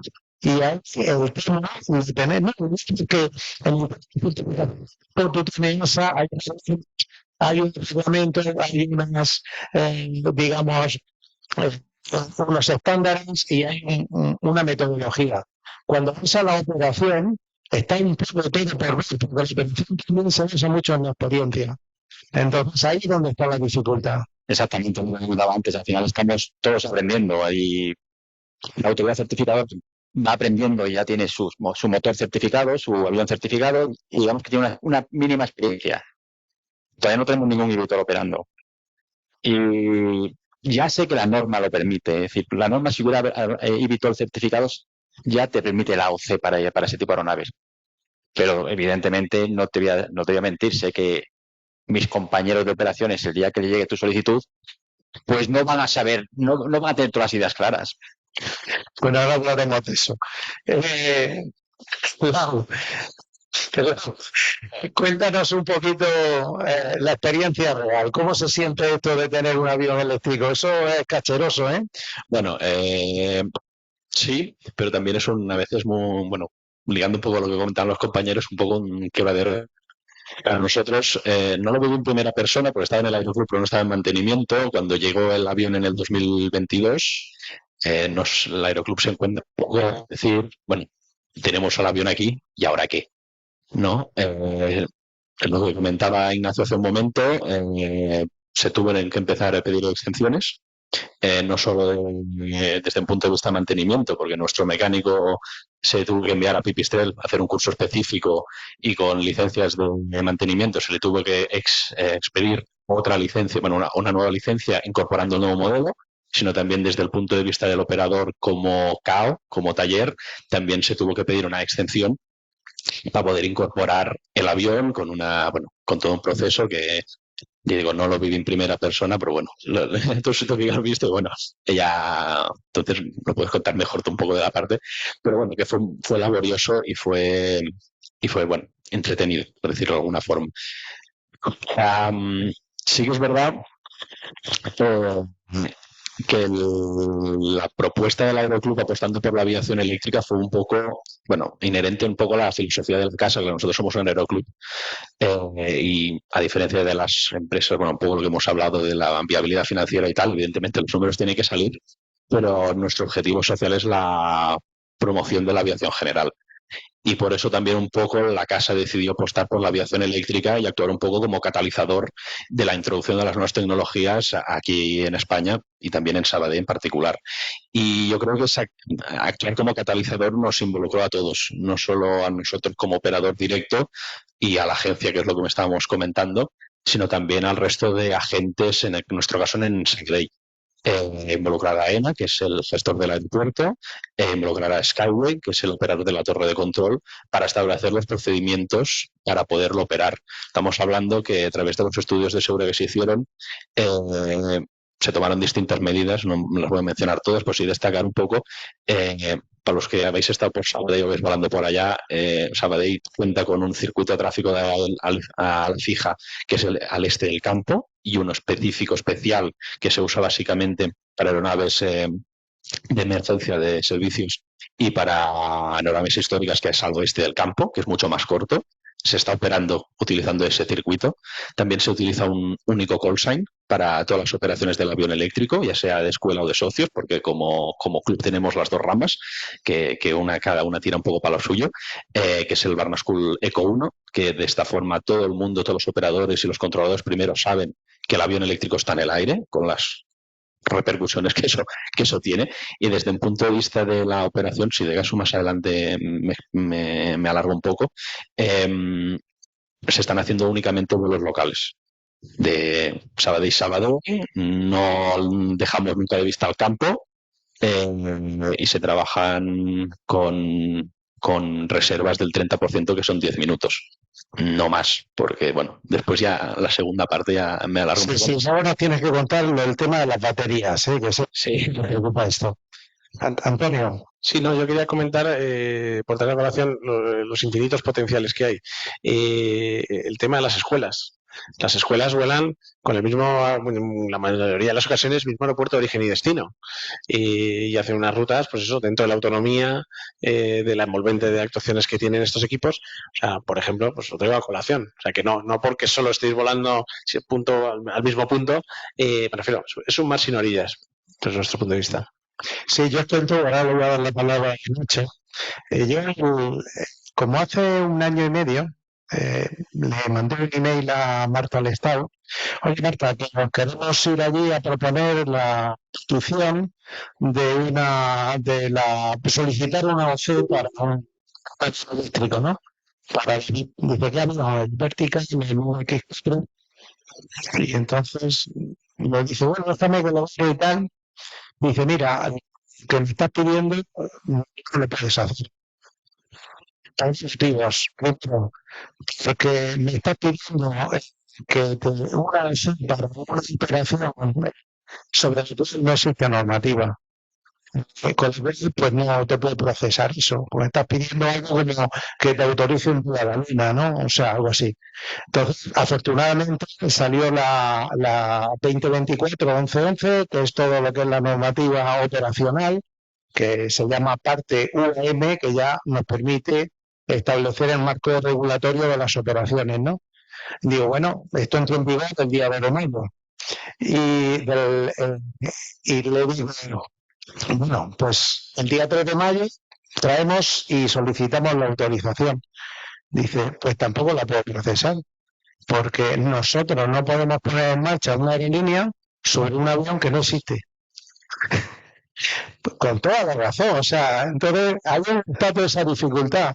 Todo esto porque es indispensable la colaboración y como quizás tuve la oportunidad de comentar en paralelo a que se las aeronaves, hay que certificar a los operadores y lo primero es que las personas que tienen que autorizar las operaciones tienen que conocer lo que tienen que autorizar. O sea, hay un proceso ahí de preparación y aprendizaje que puede llevar años. ¿No te parece, Nacho?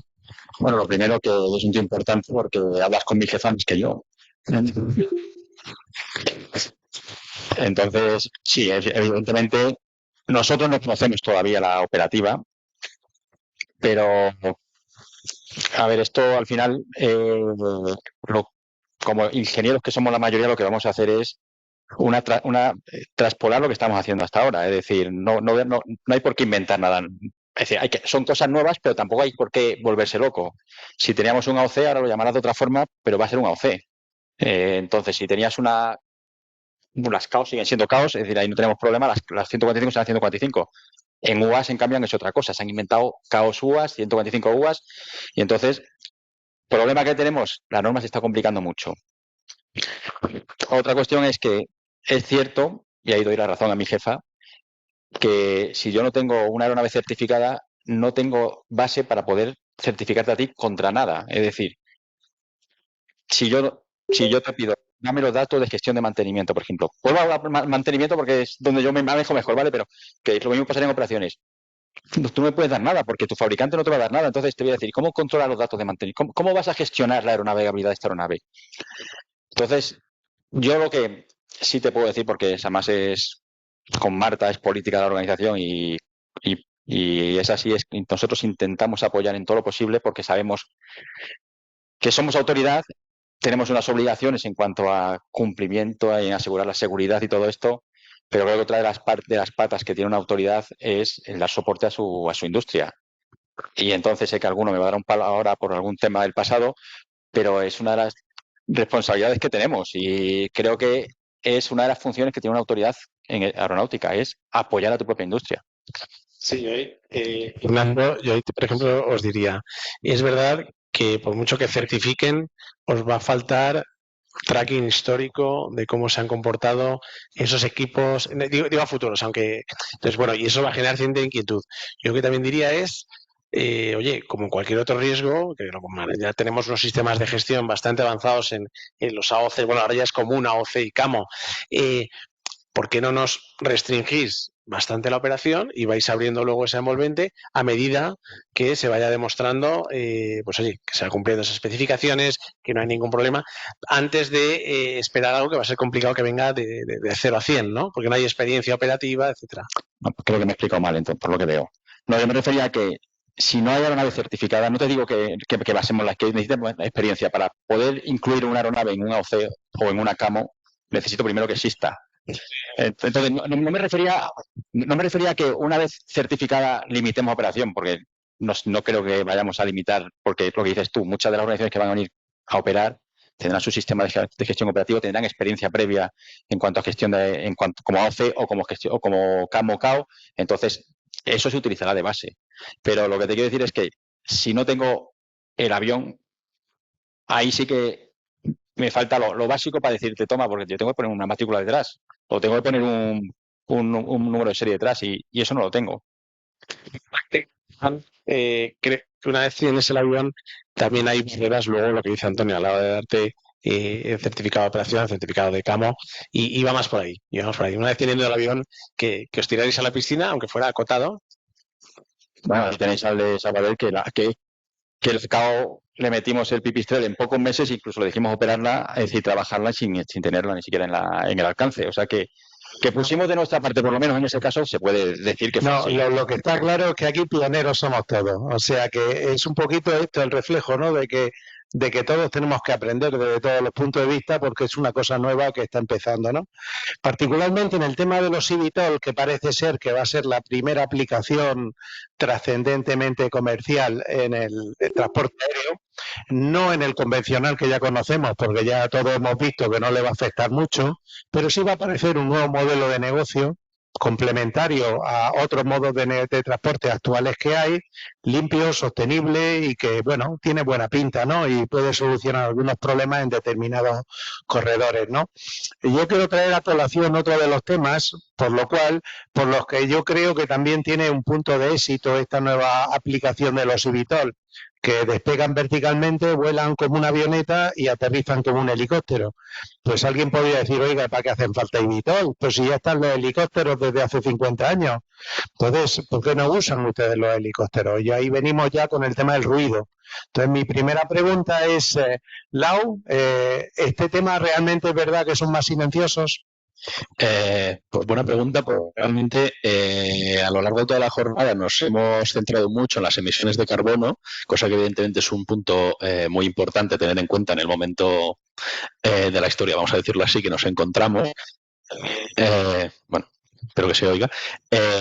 También el tema del ruido. Nosotros, como operadores, nosotros estamos en Sabadell y en la Cerdaña principalmente, y en ambos lugares tenemos mucha presión del entorno en cuanto a operaciones. Sin ir más lejos, bueno, por el ruido básicamente, sin ir más lejos, en la Cerdaña, que hacemos actividad de vuelo a vela, de planeador, tenemos ahora mismo limitado el número de arrastres a diarios por el tema del ruido.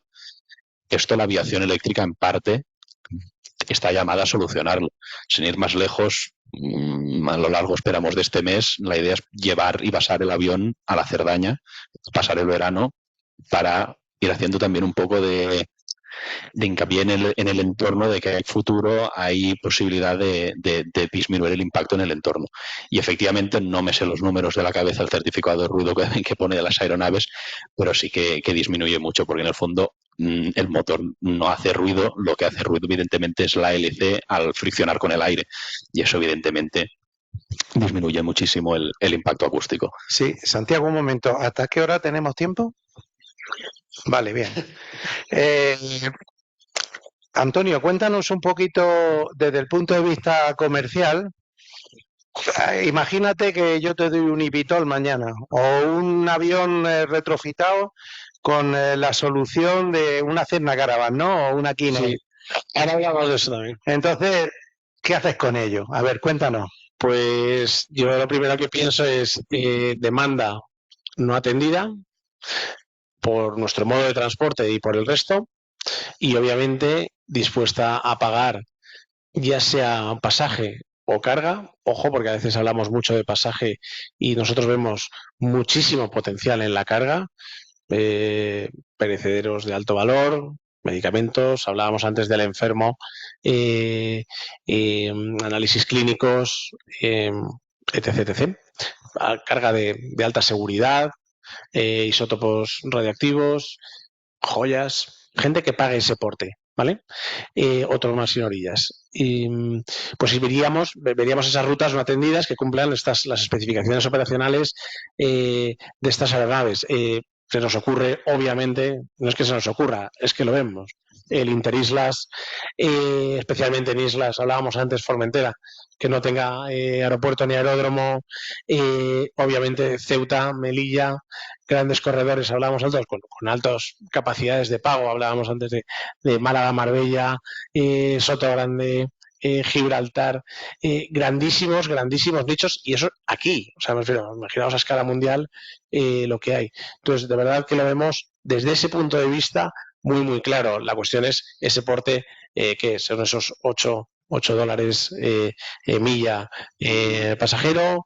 Sí, esto va a ser como, a ver, yo me acuerdo cuando salieron los teléfonos móviles hace unos 25 años, al primer tío que yo vi con un teléfono móvil era el director general de Europa. Yo soy de los fundadores de Europa en 1987 y creo que debí ver el primer teléfono móvil en 1991 o 1992. Y era un ladrillo que llevaba este señor que pesaba como 4 kilos, la batería le duraba 20 minutos y las llamadas decían saluda y corta porque valían un pastón. Imagínate ahora, no aunque hayan pasado muchos años, han pasado 25, es verdad, un tiempo, pero no estamos hablando de una centuria. O sea que ¿quién iba a imaginar en aquel momento que 2 décadas después prácticamente todos tendríamos en nuestro bolsillo un aparato que tuviese 1000 veces la capacidad del cacharro que tenía aquel señor, ¿no? Entonces, como todo, la tecnología, pues al principio es más selectiva, es cara, pero luego todo eso se escala y va siendo más económico, ¿no? Una pregunta, Nacho. Allí en la agencia, cuando tú hablas con tus colegas allí y tal y eso, oye, que... No me gusta el tono, no me gusta el tonito. No, si es de buen rollo. Y les dices, oye, voy a ir a una conferencia de una cosa de aviones eléctricos y dices, ya te dan vaya rollo, o me parece chulo, me parece bien, o no lo ven viable. Es decir, un poco, ¿qué percepción hay desde la autoridad con respecto a estas nuevas tecnologías? Mira, ya estamos con la gracieta. La verdad es que, como para mí la aviación eléctrica también es todo nuevo, y pues sí que he estado hablando con varios de mis compañeros porque digo, si me preguntáis algo de operaciones, yo de operaciones ni idea. Si me preguntáis algo de aeropuertos, lo mismo. Entonces he estado tratando con varios de mis colegas de las distintas unidades para un poco, pues, digo, si Antonio me va a vacilar, pues por lo menos que yo pueda defenderme. Y la verdad es que la gente lo veía como algo interesante. Dice, hombre, no se ve un corto plazo que nos vaya a matar a trabajar como autoridad, pero sí que, por ejemplo, de todas estas conversaciones que he ido teniendo, también he ido viendo que nos estamos centrando mucho en la aeronave, en la certificación, incluso en la operación y el mantenimiento, pero cuando he preguntado en otras partes de la organización, me ha llamado la atención que no tenía respuestas claras. Por ejemplo, que me estaba preguntando a la gente de aeropuertos, ¿os están obligando, tenéis ya normativa para poner zonas de recarga y cosas así y todo esto? Y silencio administrativo. Entonces, nos centramos mucho en la aeronave, que es muy importante porque es la base para tener la OC, por ejemplo, pero necesitas luego... Sí, ese entorno que se ha comentado en la mesa anterior, ¿no? Y es lo que comentaba antes. Me da miedo que igual en la parte de operación de aeronavalidad estamos ya con las normas más avanzadas, pero que en otros sitios igual, al no verlo tan cerca, porque nosotros ya hemos tenido algún susto, entonces ya se ha corrido en EASA, hemos corrido todo, pero que igual en otras partes esté un poco más relajado por no verlo tan cercano. Bueno, vamos a ir acabando ya porque sé que nos esperan unas copas y un regalo muy interesante ahora al acabar. Y acabamos ya con un tema, cuéntanos un poquito del tema de las baterías. ¿Cuánto tardáis en cargarlas? ¿Se calientan, no se calientan? ¿Habéis tenido que pedir baterías nuevas? ¿Valen mucho, valen poco? ¿Cómo funciona todo ese tema de las baterías? ¿Qué hacéis con las baterías usadas? ¿Cómo gestionáis todo eso? Pregunta muy interesante, pero para responderte correctamente hubiésemos tenido que hacer esta charla dentro de un mes. ¿Por qué te digo esto? Porque estamos ahora mismo gestionando el primer cambio de las baterías de nuestro avión.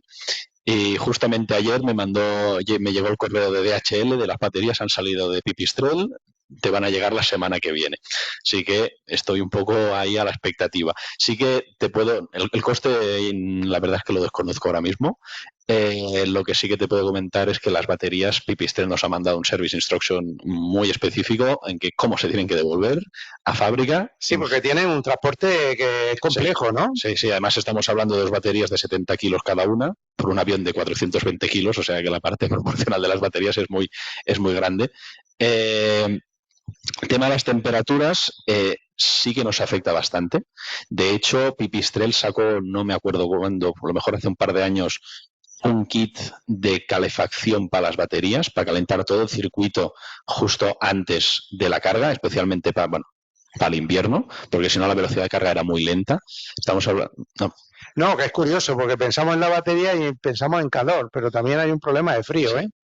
Sí, bueno, era el Winter Kit que nos mandó Pipistrel para instalarlo en el avión, que era básicamente pues una bomba, un calentador dentro del circuito de refrigeración para calentar la batería antes de enchufar el cargador.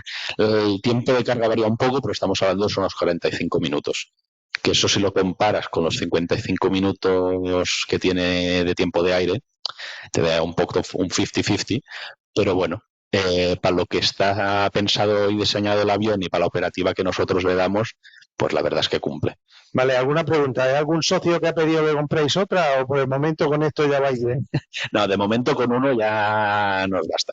De momento también estamos promocionando, está costando involucrar al socio. Esto cuando tú le dices a un socio, no, autonomía 55 minutos, te mira con una cara de yo esto no lo vuelo, yo me quiero mi Cessna con 5 horas, está costando, pero también es un tema de pedagogía un poco, que en esos estamos, en uno de los objetivos del avión, ¿no? de pedagogía, de una nueva filosofía completamente. Vale, lo vamos a dejar aquí. No sé si Antonio quería comentar algo, pero sobre todo no te enrolles, porque lo importante no es lo que tú nos tengas que decir ahora, que ya te dejo hablar mucho, sino lo que nos puedan preguntar los señores del público. Quería hacer dos apuntes súper rápidos.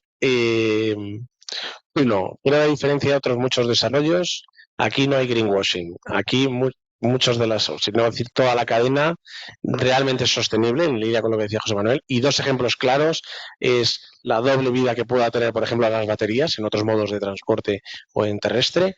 Y otro ejemplo que decía Ignacio antes muy bien, que es el del retrofit. Nosotros hicimos un proyecto en el PERTE Aeroespacial con una hidrogenera en el aeropuerto de Castellón, retrofit de la Beechcraft Baron 58 con un motor eléctrico de pila de hidrógeno, y se beneficiaba el uso industrial de, otros modos de transporte. O sea, es 360 sostenible, que decía antes Ronel. Bueno. Y la otra, la adopción social. Es decir, ojo a que la gente se acostumbre a ver este tipo de vehículos volando a unas altitudes, pues eso, mucho menores que la Bueno, está claro que el colegio tiene que hacer esa sesión que hemos hablado de aquí a final de año, cuando la conferencia esta que se da por Navidades, específica, dedicada al tema este de los eVTOL, que tiene mucha tela y la va a seguir teniendo. Es verdad lo que dice Antonio, esto es true cero, es decir, cero de verdad, porque todo eso del 2050 es net cero, que es como una mentirijilla, pero no vamos a entrar en más debate porque ya se hace largo. Y alguien quiere preguntar algo, por favor. Óscar, no te quedes con la palabra. ¿Alguna pregunta? ¿Algún comentario?